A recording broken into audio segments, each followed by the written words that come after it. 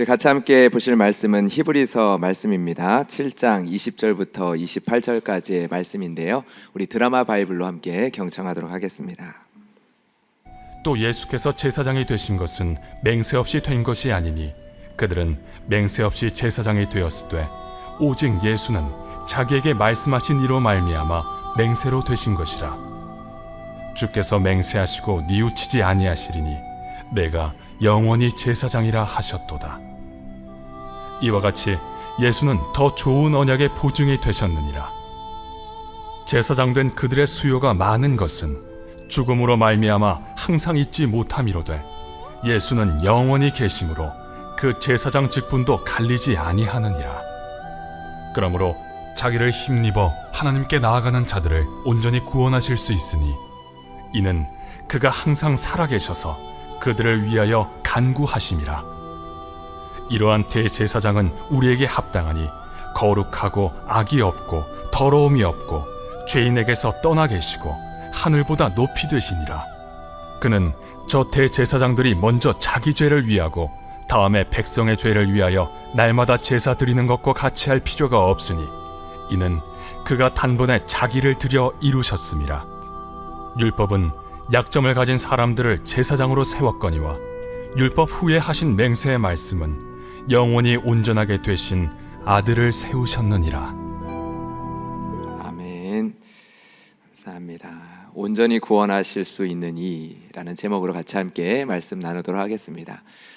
원래는 오후 설교를 새벽 예배 호세아서 본문으로 해서 이제는 토요일 본문, 저희는 이제는 하루 전에 걸로 이제 새벽 설교를 하다 보니까 호세아서 3장 말씀을 이제는 토요일 날 설교를 해야 되는데 저희가 그날 새벽 예배가 없으니까 오후 설교 때 하면 좋겠다라고 하고 준비를 하고 있었는데 이거는 이번 주가 아니라 다음 주에 있는 금요 성령 집회 때 온 세대 기도회 때 하면 좋겠다는 생각이 들어서 아껴뒀습니다.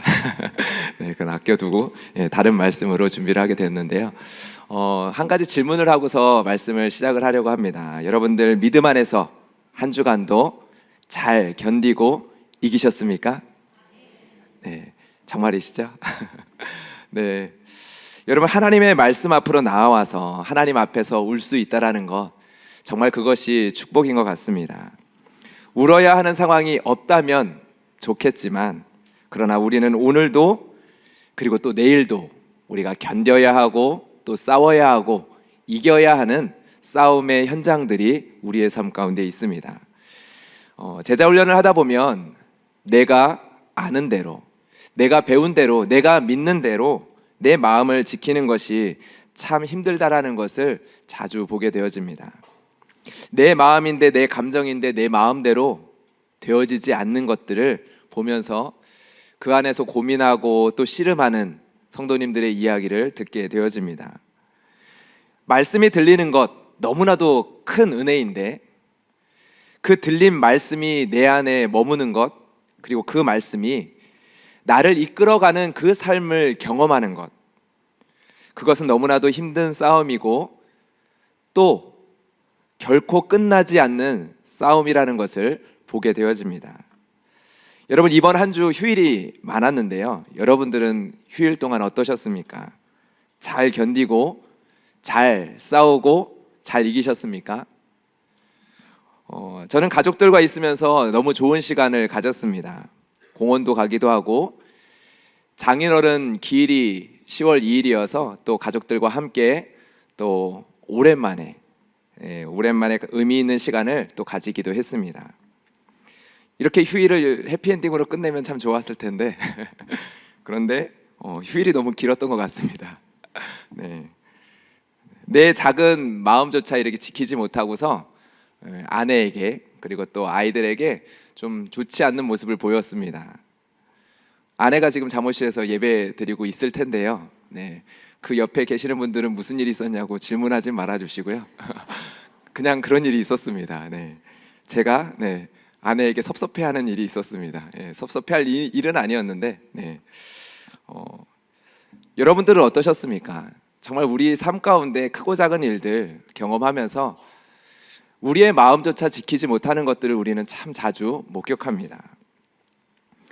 한 가지 분명하게 말씀을 드릴 수 있는 것은 신앙생활을 하면서 지금 내가 견디고 싸우고 이겨야 하는 영역이 없다면 딱 두 가지밖에 없습니다. 한 가지는 우리가 하나님 앞에 설 수 있을 정도로 이미 거룩해졌기 때문입니다.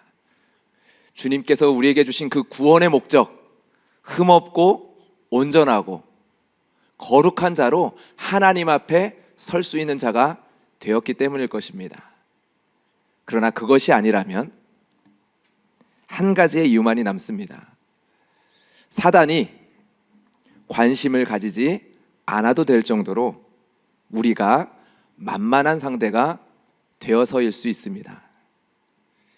하나님의 말씀이 들리지 않고 하나님의 말씀 앞에 서도 울음이 나지 않고 마음이 강팍해졌거나 교만해졌기 때문일 수 있습니다.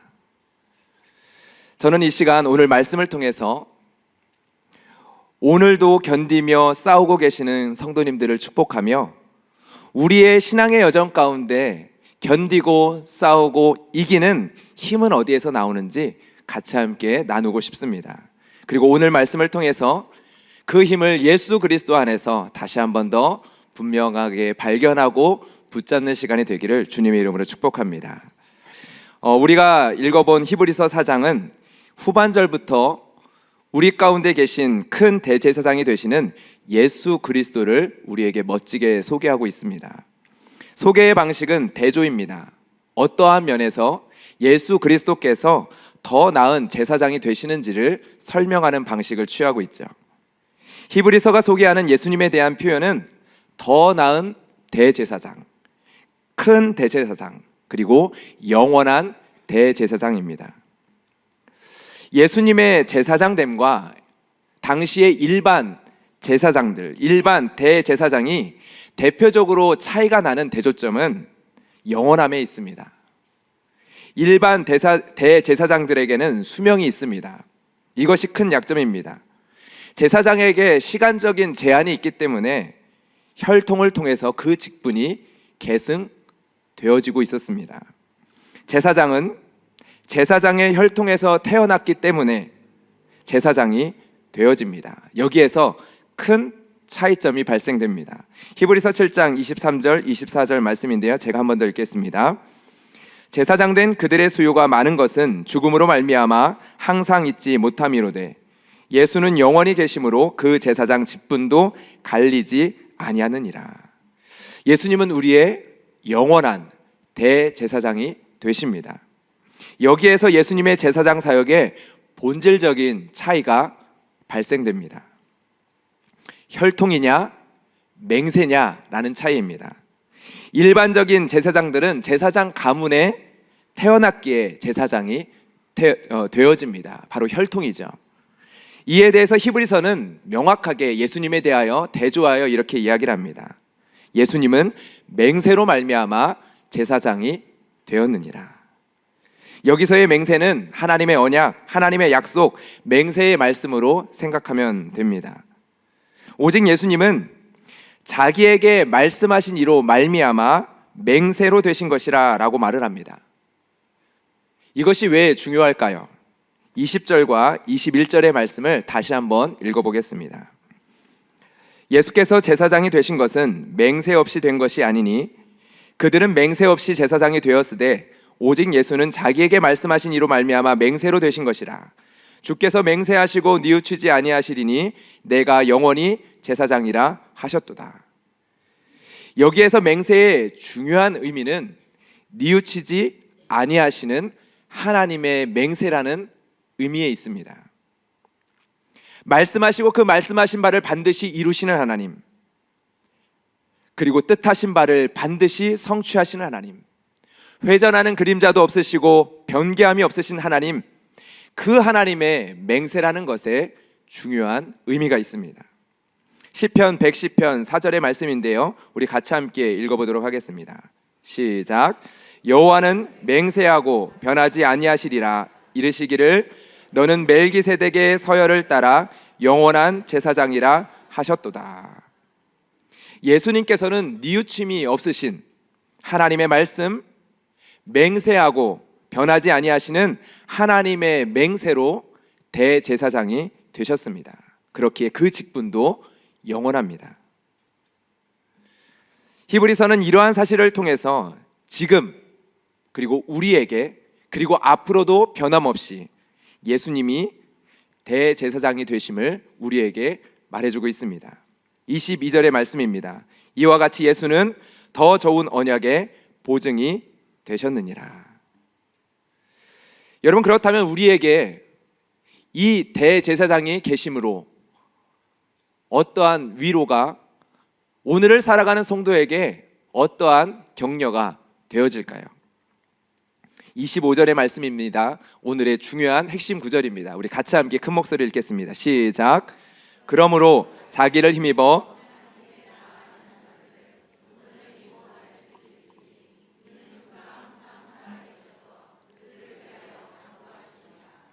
아멘. 예수님께서 행하시는 제사장의 직분에 대해서, 중보적 기도의 역할에 대해서 25절은 이야기를 하고 있습니다. 그리고 우리는 이 말씀을 통해 예수님이 우리의 유일한 중보자가 되신다라고 고백을 합니다. 여러분, 우리는 우리의 구원에 대한 확신을 고백을 합니다. 어떻게 우리는 확신할 수 있습니까? 내가 구원받은 자라는 것을. 예수를 주로 고백하고 영접한 그 한 번의 사건을 가지고 우리가 영원한 생명을 얻었음을 우리는 어떻게 확신하는 자리로 나아갈 수 있을까요? 바로 자기를 힘입어 하나님께 나아가는 자, 그들을 온전히 구원하실 수 있는 분이 계시기 때문입니다. 그분은 항상 살아계셔서 변함없이 우리를 위하여 간구하시는 중보자가 되십니다. 여기에 우리가 받은 구원이, 우리가 받은 그 구원의 확실성이 놓여지게 되어집니다. 우리의 구원의 확신의 근거, 그것은 바로 여기 위에 있습니다. 여러분, 칼빈주의 5대 교리라는 것이 있습니다. 전적 타락, 무조건적인 선택, 그리고 제한적 속죄, 불가항력적인 은혜, 그리고 다섯 번째가 성도의 견인이라는 교리가 있습니다. 성도의 견인이라고 할 때 여기에서의 견자는 굳을견, 그리고 인자는 참을 인을 가리킵니다. 성도의 끝까지 견뎌냄에 대한 교리를 이야기하는 내용이죠. 간혹 우리가 설교를 듣다 보면 하나님이 우리를 견인하신다라는 표현을 사용하는 경우가 있습니다. 보통은 하나님이 우리를 이끌어 가신다라는 의미로 그 단어를 사용을 하기도 합니다. 이 성도의 견인 교리를 설명하기 위해서 사용한다기보다 하나님이 나의 삶을 이끌어 가신다라는 의미를 설명하기 위해서 견인이라는 단어를 사용하기도 하죠. 견인차를 떠올리면 됩니다. 견인차의 견인의 의미로 사용을 하는 거죠. 여기 두 번째 나와 있는 한자말처럼 이끌견, 끌인. 그런데 칼빈주의 5대 교리에서 이야기하는 성도의 견인은 전혀 다른 이야기를 하고 있는 것입니다. 의미가 전혀 다르죠. 먼저 말씀드릴 것은 신앙에 대해서 우리가 이야기를 할 때, 우리의 믿음에 대해서 이야기를 할 때 견인차에 견인이라는 단어를 사용하면 안 된다라는 것입니다. 여러분, 견인차의 용도가 무엇입니까? 고장난 차, 그래서 움직일 수 없는 차를 이동시키기 위해 사용되어지죠. 그런데 여러분, 신앙이라는 것은 전혀 그렇지가 않습니다. 하나님이 우리를 인도하시지만 하나님은 우리를 견인차처럼 우리를 끌고 가시지 않으십니다. 여기에는 인격적인 관계, 가장 중요한 사랑이라는 관계가 없기 때문이죠. 분명히 하나님께서 때때로 우리의 인생 가운데 강권적으로 끌고 가실 때가 있습니다. 하나님께서 나를 치셔서, 나를 때리셔서 하나님께서 돌아오게 하셨다라는 고백, 그러한 간증들 여러분 주위에서 많이 들어보셨죠? 그 간증의 주인공들이 여기에 있을지 모르겠습니다. 사고를 통해서, 어떤 큰 사건을 통해서 정신을 번쩍 들게 하신 간증의 이야기들이 있었습니다.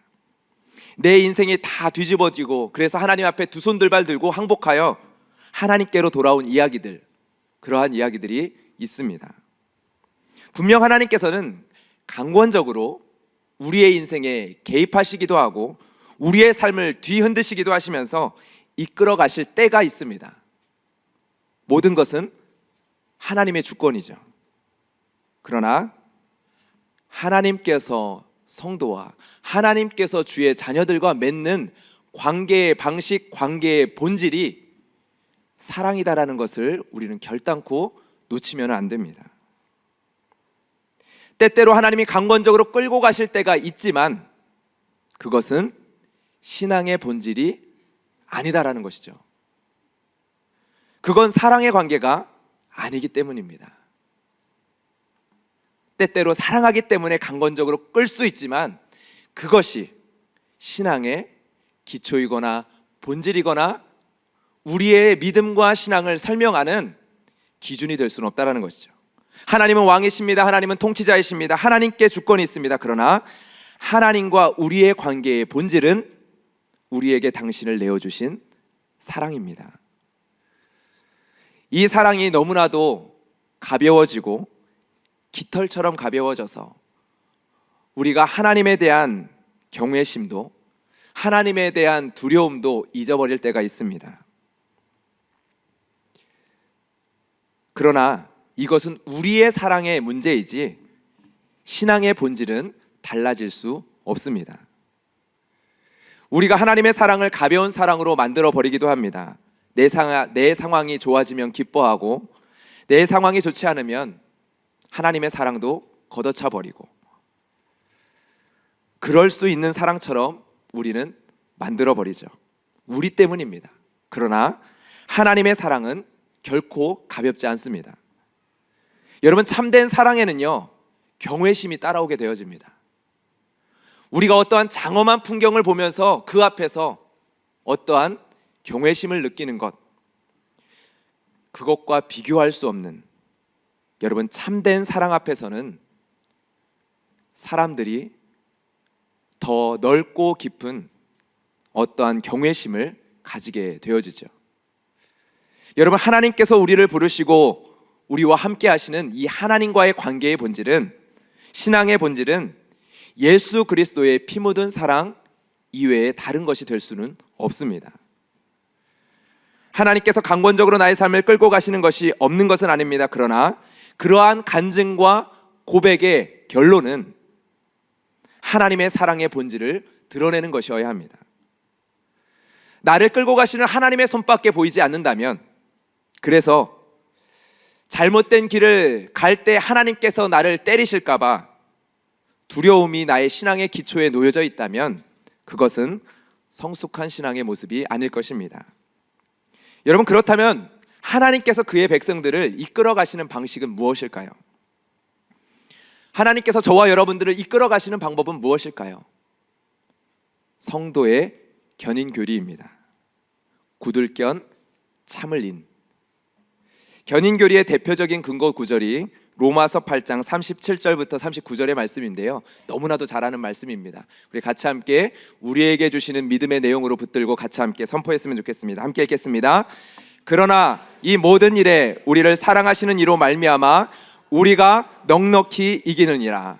내가 확신하노니 사망이나 생명이나 천사들이나 권세자들이나 현재일이나 장래일이나 능력이나 높음이나 깊음이나 다른 어떤 피조물이라도 우리를 우리 주 그리스도 예수 안에 있는 하나님의 사랑에서 끊을 수 없으리라. 아멘. 이 말씀에서 나타나는 견인교리의 핵심은 만물보다 크신 하나님이 우리를 사랑하심으로 말미암아 우리가 37절의 말씀처럼 넉넉히 이기게 된다라는 것입니다. 이것이 바로 견인교리의 핵심입니다. 오늘 히브리서 7장 25절의 말씀도 이 견인교리를 잘 설명해주는 근거 구절입니다. 우리에게 계신 영원하신 제사장이 있습니다. 변함이 없는 대제사장이 계십니다. 그분이 예수 그리스도이십니다. 그 예수 그리스도께서 우리를 위하여 항상 영원토록 간구하고 계십니다. 성도는 끝까지 견디게 될 것입니다. 성도는 끝까지 인내하게 될 것입니다. 끝내 싸워 이기게 될 것입니다. 그래서 마침내 넉넉히 이기게 될 것입니다. 성도의 견인입니다. 어떻게요? 우리에게 영원한 대제사장, 항상 살아계셔서 우리를 위하여 간구하고 계시는 예수 그리스도 영원한 대제사장이 계시기 때문입니다. 우리에게 우리의 구원의 확실성이 있는 것이 아니라 자기를 힘입어 하나님께 나아가는 자를 온전히 구원하실 수 있는 예수 그리스도로 말미암아 우리가 믿고 고백하는 그 구원에 확실함이 있음을, 완전함이 있음을, 완성이 있음을 우리는 오늘도 믿음으로 고백하는 것입니다. 성경은 우리의 신앙이 치열한 영적 전쟁과 같다라고 이야기를 합니다. 우리가 바로 그러한 치열한 영적 전쟁 한복판에서 살아간다라고 이야기를 하죠. 그리고 또한 성경은 신앙은 마지막 그 결승선을 향해서 달려가는 것과 같다라고 이야기를 합니다. 우리는 이 치열한 전쟁 속에서 때로는 흔들리기도 하고 망설이기도 하고 주저하기도 하고 쓰러지기도 합니다. 그러나 그러한 것들이 우리의 구원을 흔들 수는 없습니다. 우리의 약함이 우리가 받은 구원을 흔들 수는 없습니다. 배가 흔들릴 때 그 배 위에 있는 사람도 함께 흔들리게 되어집니다. 그러나 배가 떠 있는 바다는 어떠합니까? 바다는 흔들리지 않습니다. 바다의 표면만 물결칠 뿐이죠. 우리가 받은 구원도 그러하다라는 것이죠. 이 세상에 그 무엇도 하나님께서 주신 구원을 흔들 수 없다라는 것이 우리가 받은 구원의 내용이고 우리가 믿는 구원의 내용이며 우리가 받은 그 구원을 고백하면서 우리가 영원을 찬양하는 것이, 완전함을 찬양하는 것이 가능한 이유입니다. 여러분, 마태복음 10장 22절에 예수님께서 이렇게 말씀하십니다. 또 너희가 내 이름으로 말미암아 모든 사람에게 미움을 받은 것이나 끝까지 견디는 자는 구원을 얻으리라. 끝까지 견디는 자는 구원을 얻으리라. 여러분, 이 말씀이 끝까지 견뎌야 구원을 준다라는 말씀이 아닙니다. 구원받은 자는 견딤으로, 끝까지 견딤으로 자신의 구원을 확증한다라는 것입니다. 예수를 힘입는 자는 우리를 위해 항상 살아계셔서 간구하고 계시는 예수로 말미암아 견딤의 열매를 맺게 된다라는 것이죠. 이를 통해 우리가 받은 구원이 완전하다라는 것을 우리는 확증하게 된다라는 것입니다. 스스로 인내해서 이 열매를 맺어야 한다라는 명령도 아니고요, 스스로 인내함으로 구원을 확증해 내라라는 명령도 아닙니다. 우리가 받은 구원은 이러한 방식으로 드러날 것이다라는 말씀입니다. 반드시 우리의 구원은 이러한 견딤과 이김의 열매로 드러나게 될 것이다. 왜요? 자기를 힘입어 하나님께 나아가는 자들을 온전히 구원하실 수 있는 항상 살아계신 예수님께서 지금도 저와 여러분을 위하여 하나님께 간구하고 계시기 때문입니다. 여러분, 그렇기에 로이드 존스 목사님은 이 성도의 견인 교리야말로 신자들의 구원을 확신케 하는 가장 강력한 교리다라고 선포했습니다. 여러분, 하나님이 여러분을 끝까지 견디게 하실 것입니다. 하나님께서 여러분을 끝까지 견뎌 넉넉히 이기게 하실 것입니다. 여러분, 이 예수님의 중보적인 사역을 우리가 기억할 때 예수님의 기도는 나의 뜻이 아니라 하나님의 뜻을 우리에게 나타내시는 것에 있다라는 것을 기억하길 바랍니다. 예수님의 중보적인 사역을 생각할 때 우리가 하나님을 향하여 올려드리는 그 기도를 가지고 올라가셔서 하나님께 전달해 드리는 역할로 우리는 제안해서 생각할 수 있습니다. 그러나 정반대입니다. 이것을 잘 보여주는 예수님의 기도의 모습이 누가복음 22장에 나옵니다. 우리 누가복음 22장 31절과 32절의 말씀 제가 읽겠습니다. 시몬아 시몬아 보라, 사탄이 너희를 밀가부르듯 하려고 요구하였으나 그러나 내가 너를 위하여 내 믿음이 떨어지지 않기를 기도하였노니 너는 돌이킨 후에 내 형제를 굳게 하라. 여러분, 우리는 연약합니다. 우리는 또 넘어집니다. 그러나 우리에게 하나님의 뜻이 이루어지며 하나님의 통치와 나라가 이루어지기 위하여 예수님께서 기도하고 계십니다. 우리는 때로 넘어지죠. 베드로가 3번 예수님을 부인한 것처럼, 예수님을 저주하며 부인한 것처럼, 그리고 죄책감과 절망에 가슴을 쳤던 것처럼 우리도 때때로 넘어지고 때때로 쓰러집니다. 그러나 예수님의 기도로 말미암아 넘어진 자리에서 돌이켜 하나님께서 주신 사명을 붙들게 되어집니다. 자기를 힘입어 하나님께 나아가는 자들에게 하나님의 뜻을 반드시 이룰 수 있도록 우리 가운데 주님께서 능력이 되어주십니다. 하나님 앞에 나와 우는 자들에게, 말씀 앞에서 우는 자들에게 하나님께서는 결국 넉넉히 이기게 하심으로 우리가 받은 그 구원의 확실함을, 완전함을 우리에게 확증시켜 주실 것입니다. 이것이 성도의 강력한 능력이고 오늘을 살아갈 수 있는 힘이 될 줄 믿습니다. 예수 그리스도의 이름을 의지하여 하나님께 나아갈 때 예수님의 기도를 통해 하나님의 뜻이 여러분 가운데 나타나게 될 줄 믿습니다. 여러분에게 하나님의 뜻이 임하는 한 주가 될 수 있을 줄 믿습니다.